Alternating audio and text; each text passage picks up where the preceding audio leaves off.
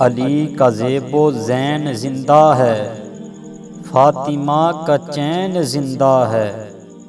न पूछ वक़्त की इन बेज़ुबान किताबों से, जब सुनो आज़ान तो समझो हुसैन ज़िंदा है। कह दो गमे हुसैन मनाने वालों से, मोमिन कभी शुहदा का मातम नहीं करते।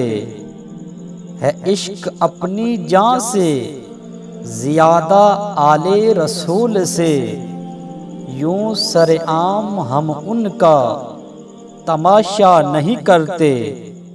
रोएं वो जो मुनकिर हैं शहादते हुसैन के, हम जिंदाओ जावेद का मातम नहीं करते।